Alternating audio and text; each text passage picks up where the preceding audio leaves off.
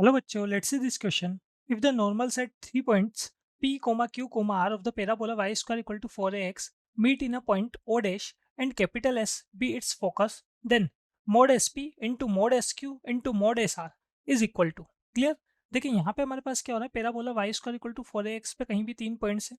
इन पे जब आप नॉर्मल ड्रॉ कर रहे हैं तो ये तीनों नॉर्मल कहाँ पर मीट कर रहे हैं, ओ डैश पे मीट कर रहे हैं। ठीक है, एस इसका फोकस पॉइंट बताया जा रहा है हमको। साथ में तो आपको क्या फाइंड करना है, एस पी एस क्यू और एस आर का मल्टीप्लाई या मल्टीप्लीकेशन आपको फाइंड करना है। क्लियर। तो देखिए यहाँ पे हम क्या करते हैं, सबसे पहले ये जो पी क्यू आर हमारे पास है इसके कोऑर्डिनेट अज्यूम करते हैं। तो देखो Y square equal to 4ax पे जो हमारे पास पैराबोला होता है Y square equal to 4ax, उस पर किसी भी पॉइंट के कोऑर्डिनेट हम 80 स्क्वायर कोमा 280 ले सकते हैं। तो हमने अज्यूम किया यहाँ पर, लेट द कोऑर्डिनेट्स ऑफ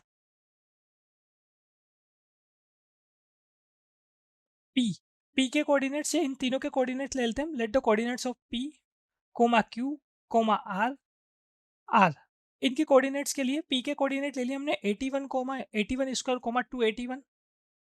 ठीक है, तीनों के लिए अलग अलग पैरामीटर ले लेते हैं। पी के लिए T1 ले लेते हैं, क्यू के लिए T2 ले लेते हैं और आर के लिए T3 ले लेते हैं। तो हमारे पास कोऑर्डिनेट्स क्या हो जाएंगे, 81 square comma 281, 82 square comma 282, 83 square comma 283। Clear. And ये रेस्पेक्टिवली है ना, पी का फर्स्ट हो गया, क्यू सेकंड के लिए हो गया और आर के लिए थर्ड वाला पॉइंट हो गया हमारे पास। एंड ये ऐसा बता दें हम यहाँ पर respectively and coordinate of and coordinate of O dash is h comma के।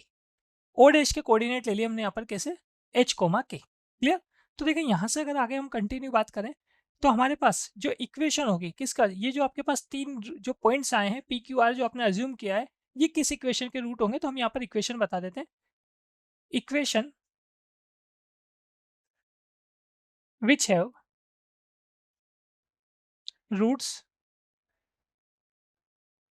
T1 T2 T3। क्लियर। तो ये इक्वेशन होगी हमारे पास यहाँ पर AT³ plus 2a minus H into T minus K equal to 0। Clear.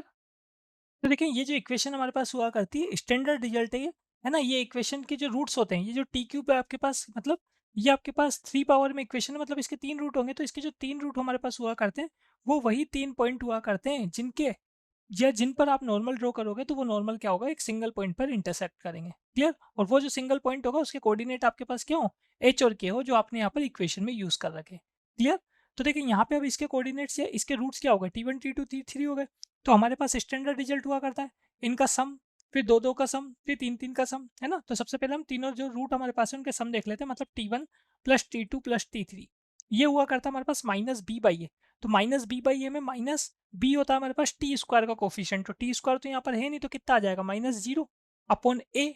तो -0 का मतलब क्या हो गया, सिंपल जीरो ही हो गया। तो T1 plus T2 plus T3 तो हमारे पास कितना हो जाता है यहाँ पर, 0 हो जाता है। ठीक है। इसके आगे अगर हम बात करें अब दो दो के सेट में लेंगे तो T1 T2 plus T2 T3 plus T1 T3।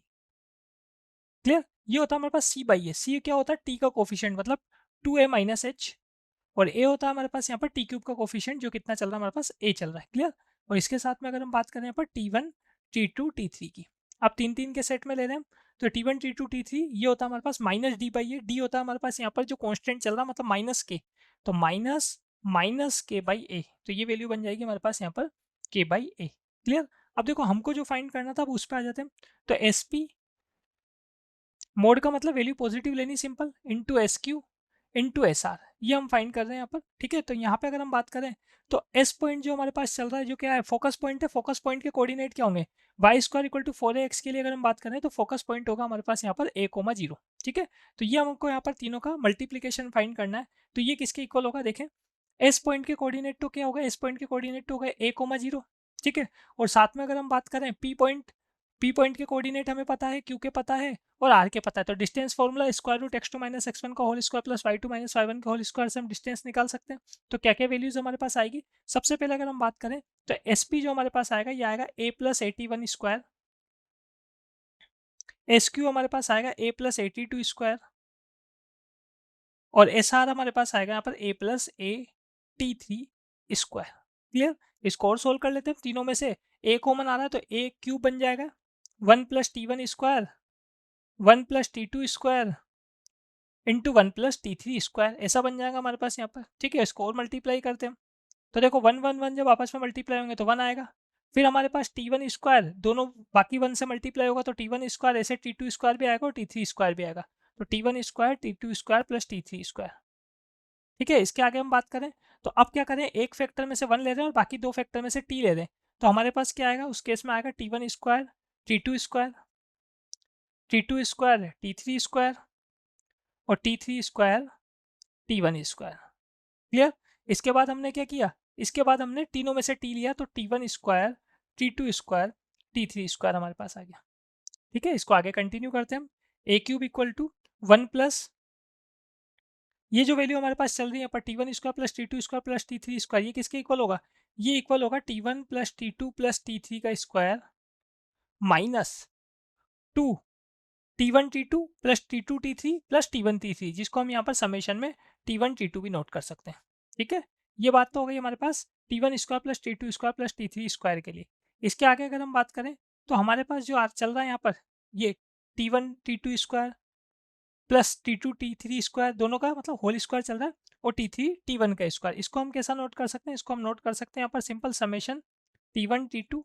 ठीक है, स्क्वायर चल रहा है इसका हमारे पास, ये होल स्क्वायर किया अभी हमने, जबकि यहाँ पे जो है ये सिंगल सिंगल पे स्क्वायर चल रहा है, जबकि यहाँ पे हमने क्या कर लिया T one T two plus T two T three plus T three T one का स्क्वायर कर लिया।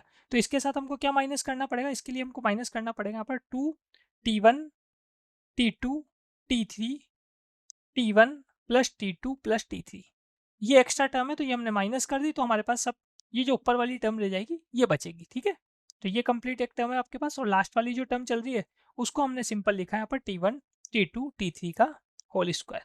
ठीक है, अब क्या करते हैं हम इसमें वैल्यूज पुट करते हैं, तो वैल्यूज पुट करते हैं तो देखते हैं कैसा बनता है हमारे पास।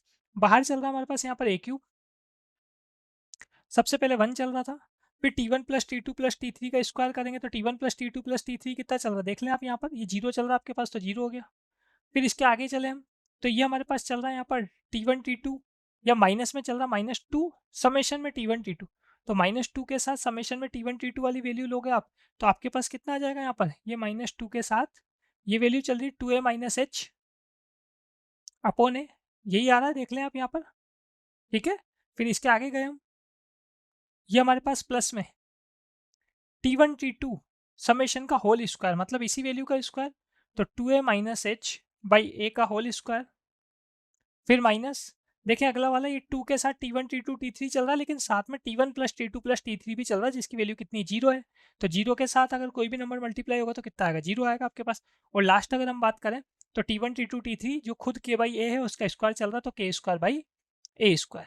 ठीक है, अब इसको आगे सोल्व करने के लिए हमने क्या किया यहाँ पर, कंप्लीट इक्वेशन में अंदर की तरफ में ए स्क्वायर से मल्टीप्लाई कर देता हूँ तो बाहर तो हमारे पास ए रह जाएगा और अंदर कितना बनेगा, अंदर बनेगा हमारे पास a square minus 4a square plus 2ah plus 4a square minus 4ah plus h square plus k square.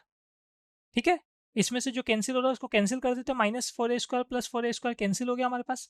ठीक है, तो ये जो बन रहा है हमारे पास देखो बाहर तो चल रहा है ए, और अंदर की तरफ अगर हम बात करें तो अंदर की तरफ क्या क्या बन रहा है, अंदर की तरफ हमारे पास ए स्क्वायर, ठीक है, साथ में एच स्क्वायर, और ये कितना बनेगा, ये हमारे पास यहाँ पर देखो इसको जब आप सोल्व कर देते हो तो 4ah के आगे माइनस चल रहा है यहाँ पर है ना, ये माइनस आपके पास -4ah तो +2ah -2ah बचा तो a square -2ah plus h square, ये क्या हो गया, ये हो गया हमारे पास यहाँ पर a माइनस एच का होल स्क्वायर, और साथ में प्लस के स्क्वायर तो है ही सही हमारे पास यहाँ पर।